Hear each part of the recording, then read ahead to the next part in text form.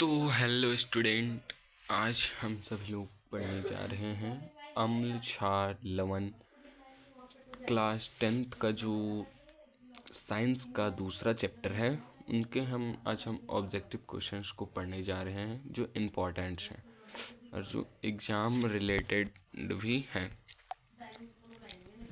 तो आइए देखते हैं। आज हम सिर्फ ऑब्जेक्टिव देखेंगे, सब्जेक्टिव भी दिखा देंगे कि कौन कौन से इम्पोर्टेंट है, क्लास 10th के लिए है। तो स्पेशली आप सभी लोग इस चैनल को सब्सक्राइब कर लें। तो आइए स्टार्ट करते हैं। पहला कि कोई विलियम लाल लिटमस को नीला कर देता है तो उसका पीएच मान संभवतः क्या होगा।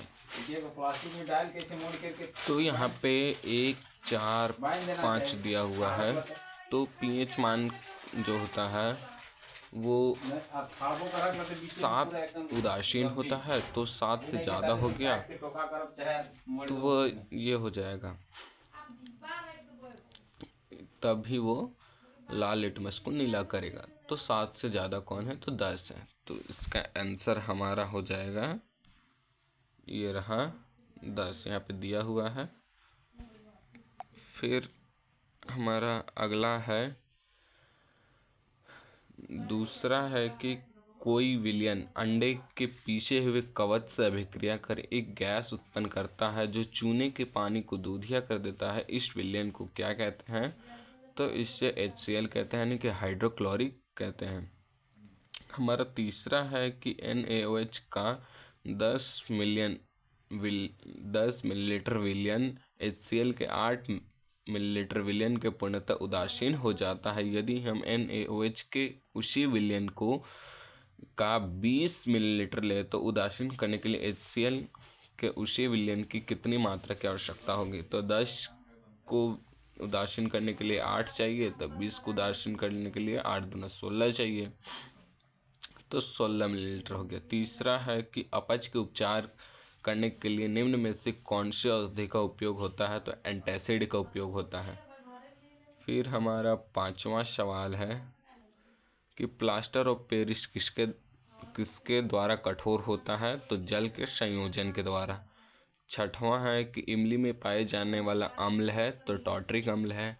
यही बस 5-6 जो है वो जी गुरु जी के हिसाब से इम्पोर्टेंट है, नोट्स है। अब हम अति लघु उत्तरीय प्रश्न भी देखते हैं जो एक लाइन के होते हैं। तो CaOCl2 यौगिक का प्रचलित नाम क्या है, तो विरंजक चूर्ण। उस पदार्थ का नाम बताइए जो क्लोरीन से क्रिया करके विरंजक चूर्ण बनाता है, तो वो हो गया शुष्क बुझा हुआ चूना। यानी कि इसका कैसे बनाता है वो भी देख लें। फिर हमारा है कि कठोर जल को मृदु करने के लिए किस सोडियम यौगिक का उपयोग किया जाता है, तो सोडियम कार्बोनेट, यानी कि धोने का सोडा, तो Na2CO3। फिर है चौथा है कि टमाटर में कौन सा अम्ल होता है, हाँ, तो ऑक्जेलिक अम्ल पाया जाता है।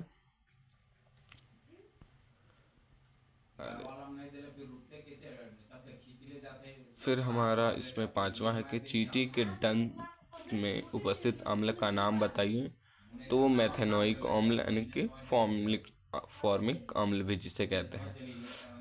अब हमारा आश्रित जल विद्युत का चालक क्यों नहीं होता है जबकि वर्षा जल होता है, तो इसका आंसर जो है वह आश्रित जल शुद्ध होते हैं जिससे आयन नहीं बनते हैं। विद्युत का चालन आयनों द्वारा होता है। फिर है वर्षा के जल में थोड़ी मात्रा में अम्ल होते हैं क्योंकि वायु में उपस्थित SO2 और NO2 गैस जल में मिलकर उससे विलयन बना देते हैं। ये अम्ल H+ आयन उत्पन्न करते हैं जो विद्युत का चालन करते हैं। फिर हमारा दूसरा है कि जल की उपस्थिति में अम्ल का व्यवहार अम्लीय क्यों नहीं होता, क्योंकि जल की अनुपस्थिति में अम्ल H+ आयन उत्पन्न नहीं कर पाते हैं, इसलिए अम्ल का व्यवहार अम्लीय नहीं होता है। केवल जल की उपस्थिति में ही अम्ल H+ आयन उत्पन्न कर पाते हैं तथा अम्लीय अभिलक्षण दर्शाने के लिए आयनों का बनाना जरूरी होता है। फिर तीसरा है कि ताजे दूध के पीएच मान 6 होता है, दही बन जाने पर उसके पीएच मान में क्या परिवर्तन होगा, अपना उत्तर समझाइए। तो दही बनने की प्रक्रिया में लैक्टिक अम्ल का निर्माण होता है, जिसके कारण उसका पीएच 6 से कम हो जाता है। फिर हमारा चौथा है कि उदासीनीकरण अभिक्रिया क्या है, 2 उदाहरण दीजिए। तो अम्ल और क्षारक की अभिक्रिया से लवण एवं जल बनते हैं, जिससे उदासीनीकरण अभिक्रिया कहते हैं। यानी कि जब अम्ल और क्षार एक साथ जब मिल जाएंगे तो वे उदासीनीकरण बन जाते हैं। तो वो यहाँ पर समझाया गया, उदाहरण में देख लीजिए। NaOH प्लस HCl, तो जो बन जाते हैं NaCl प्लस H2O। और दूसरा है Mg(OH2 प्लस 2HCl, फिर ये बन जाएगा हमारा MgCl2 फिर 2H2O। फिर हमारा यहाँ पे 5वां सवाल है, अरे यार हिलता बहुत ज्यादा है। प्लास्टर ऑफ पेरिस जल के साथ अभिक्रिया करने के लिए समीकरण लिखिए।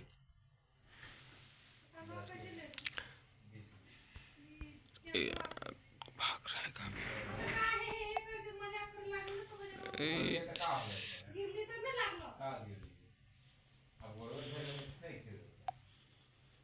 प्लास्टर ऑफ पेरिस जल के साथ अभिक्रिया के लिए समीकरण लिखें।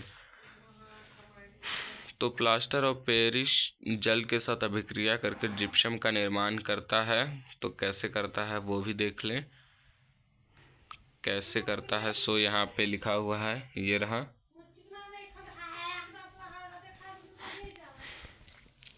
ये कैसे निर्माण करता है प्लास्टर ऑफ पेरिस जिप्सम का, उसी का इसको याद कर लो। फिर हमारा 5वां के बाद 6वां है, सोडियम हाइड्रोकार्बोनेट के विलयन को गर्म करने पर क्या होगा, इस अभिक्रिया के लिए समीकरण लिखें। तो सोडियम हाइड्रोकार्बन के विलयन को गर्म करने पर यह सोडियम कार्बोनेट जल तथा कार्बन डाइऑक्साइड का निर्माण करता है। तो ये निर्माण कैसे करता है वो ये रहा। आप सब लोग इसे भी याद कर लें। फिर हमारा अगला है कि आपके पास 2 विलियन, इसको तो नहीं पढ़ते हैं, छोड़ दूँ, ये भी उतना इम्पोर्टेंट नहीं है। फिर ये आता है, ये हमारा आता है कि अम्ल को तनुकृत करते समय यह क्यों अनुवांशिकता करते हैं, अम्ल को जल का मिलाना ना कि जल में अम्ल, फिर से पढ़ते हैं, सॉरी। अम्ल को तनुकृत करते समय यह क्यों अनुवांशित संसित करते हैं कि अम्ल को जल में मिलाना चाहिए ना कि जल को अम्ल में। तो ऐसा क्यों करना चाहिए वो देखिए इसका उत्तर। तो जल में अम्ल के घुलने से यह प्रक्रिया अत्यंत ऊष्माक्षेपी होती है। सांद्र जल में जल मिलाने की उत्पन्न हुई ऊष्मा के कारण मिश्रण आस्फालित होकर बाहर आ जाती है तथा किसी कारण की दुर्घटना हो जाती है। साथ ही अत्यधिक स्थानीय ताप के कारण उपयोग किया जा रहा कांच का पात्र टूट भी सकता है। इसलिए अम्ल को सदैव धीरे धीरे तथा जल को लगातार हिलाते हुए जल में मिलाना चाहिए।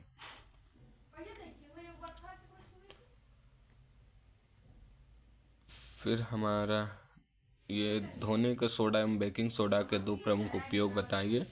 ये भी वेरी वेरी इंपॉर्टेंट है। तो धोने के सोडा का प्रमुख उपयोग देख सकते हैं तो कांच, साबुन और कागज उद्योग में होता है और घरों की सफाई करने में भी फिनाइल के रूप में उपयोग होता है। फिर बेकिंग सोडा तो एक अग्निशामक यंत्र में किया जाता है, फायर ब्रिगेड में, और खनिजों को मुलायम और स्पीशीज बनाने में भी किया जाता है बेकिंग सोडा का उपयोग।